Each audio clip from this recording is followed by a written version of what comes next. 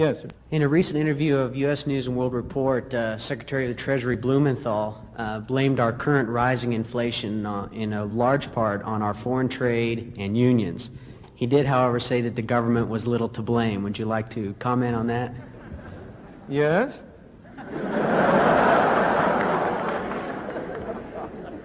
Unfortunately, it is one of the defects of our political system that we always put a Secretary of the Treasury and other high government officials into a position in which, when they make public statements, they are almost driven.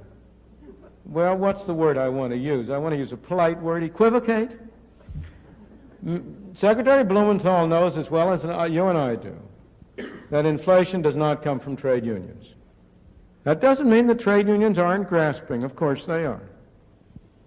But they don't produce inflation for one simple reason. They do not own a printing press on which you can turn out green pieces of paper. The only such printing press is in Washington. I say printing press, of course, in the modern age we do it in a more sophisticated way. We use bookkeepers and accountants and computers. But it comes down to the same thing. Inflation is made in Washington because only Washington can create money. And any other attribution to other groups of inflation is wrong. Consumers don't produce it. Producers don't produce it. The trade unions don't produce it. Foreign sheiks don't produce it. Oil imports don't produce it. What produces it is too much government spending and too much government creation of money and nothing else. Yes, sir.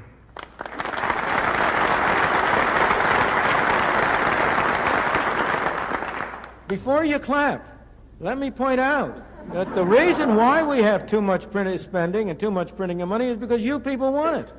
You and I. We're citizens. We run this country. If Congress has been voting higher and higher spending, why? Because it has been politically profitable for them to do it. If they have been voting higher spending and not voting the higher taxes to pay for it, why? Because it's been politically profitable to do it. We would all like to get something for nothing.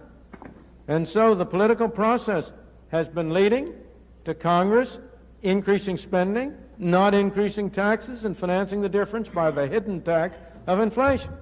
I think we are unwise. But let's not blame the others. The problem, you know, in that famous statement of the cartoonist, we have met the enemy and they is us.